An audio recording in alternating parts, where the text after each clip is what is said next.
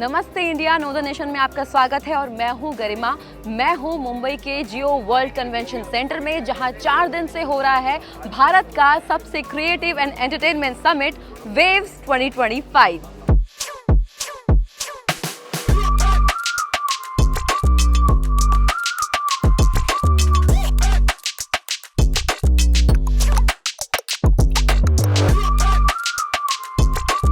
यही समय है, सही समय है। ये create in India, create for the world का सही समय है। I want to thank the Honorable Prime Minister for organizing WAVES, which is a testament to how important our creative ecosystem is and how important the sector is to India, and WAVES is a testament to that. It's a fantastic platform. It's a wonderful initiative by the Prime Minister, by the IB Ministry. I'm very excited. It's a first for India. It's a global thing we are doing in the entertainment industry, and it's very thrilling. क्या हाल बा? ठीक ठाक बाड़ू ना? आंखों में तेरी। विश्व को भारत एक बाजार की तरह दिखाई देता है कि भाई एक बहुत बड़ा बाजार है, बहुत सारे लोग हैं यहाँ पे। वेव्स से क्या एक मैसेज गया है कि ये सिर्फ एक बाजार नहीं है, यहाँ से आने वाले भविष्य का क्रिएशन भी आएगा।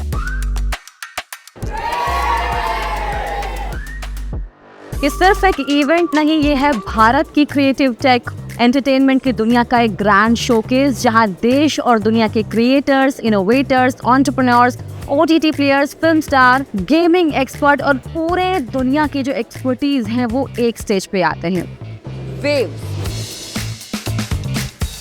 So guys, what is waves? Waves यानी कि world of audio visual entertainment summit, जो कि भारत में पहली बार हो रहा है, जिसका मेन एम है create in India, create for the world. यहाँ अलग अलग जोन्स बनाए गए हैं। क्रिएटोस्फेयर, जहाँ टॉप क्रिएटर्स और मास्टर क्लासेस हो रही हैं। वेव्स एक्सेलरेटर, जहाँ स्टार्टअप्स अपने आइडियाज पिच कर रहे हैं। वेव एक्स, जहाँ ग्लोबल इन्वेस्टर्स और टेक लीडर्स इनोवेशन की बात कर रहे हैं। और वेव्स बाजार, जहाँ भारत की कल्चरल और क्रिएटिव इंडस्ट्री अपना मैजिक दिखाती है। आइए डे वाइज इस हाईलाइट को ब्रेक डाउन करते हैं। डे 1 की शुरुआत भारत की प्राइम मिनिस्टर नरेंद्र मोदी ने की। उन्होंने एक पावरफुल मैसेज दिया कि आज भारत डिजिटल और क्रिएटिव दुनिया में एक ग्लोबल लीडर बन रहा है। उन्होंने कहा कि स्क्रीन छोटी होती जा रही है, लेकिन मैसेज बड़ा होता जा रहा है, और वही इस समिट का एसेंस था। आज भारत का यूथ कंटेंट बनाता है, टेक्नोलॉजी डेवलप करता है और दुनिया भर में अपना इम्पैक्ट डालता है। आज Bharat film production, digital content, gaming, fashion और म्यूजिक का ग्लोबल हब बन रहा है। आज बड़ी संख्या में विदेशी दर्शक इंडियन कंटेंट को सबटाइटल्स के साथ देख रहे हैं। इंडिया में ओटीटी इंडस्ट्री ने पिछले कुछ सालों में 10x ग्रोथ दिखाई है। स्क्रीन साइज भले ही छोटा हो रहा हो, पर स्कोप इन्फिनिट है। स्क्रीन माइक्रो होती जा रही है, पर मैसेज मेगा होता जा रहा है। डे 2 का मेन फोकस था भारत की सॉफ्ट पावर पर। बॉलीवुड और ओटीटी की दुनिया से शाहरुख खान, दीपिका पादुकोण, आमिर खान, करण जौहर, एकता कपूर, ऋतिक रोशन जैसे लेजेंड्स ने अपनी जर्नी और भारत की स्टोरी टेलिंग का फ्यूचर शेयर किया। जब मैं यहाँ पर आया था, I never thought I cannot be part of this world because I'm an outsider. I believe यही मेरी दुनिया है. And to be honest, everybody in the film industry from day one embraced me with open arms, like a new sun landing on Marine Drive.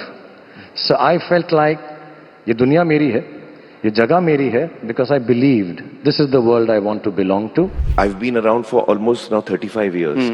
And in these 35 years, I have not seen any government, and there have been number of governments, who has ever thought about us.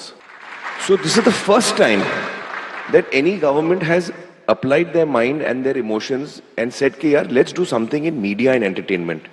Let's make that powerful. Let's let India be a leader in that. Netflix, Prime Video, Disney Hotstar, Instagram के global और India heads ने बताया कि कैसे भारत का digital content अब सिर्फ भारत में नहीं, पूरी दुनिया में उसका क्रेज है। We look for fresh, authentic, unique stories which are very true to the soil, which are uniquely Indian. You look for the passion in the creators, and you can see it when you interact with them, how deeply they've thought about the story and the characters, and that passion many times, we get inspired by. Day 3 पर spotlight था भारत की sports take और innovation ecosystem पर। John Ibrahim, Ashwini वैष्णव, dream 11 के हर्ष जैन और Netflix CEO Ted सैरंडोज जैसे speakers ने बताया कि कैसे भारत का यूथ इनोवेशन और एंटरप्रेन्योरशिप के थ्रू ग्लोबल स्टेज पर शाइन कर रहा है। Real amazing pleasure to be here. Always to be in India, but to be here for Waves. This is such an incredible undertaking. So grateful to the government for putting this together and bringing it to life, and for inviting Netflix to be part of it. India can take the global leadership in the world of media and entertainment. That is the kind of talent we have. 1 billion plus talent and 5,000 years old civilization. Billions of stories to tell.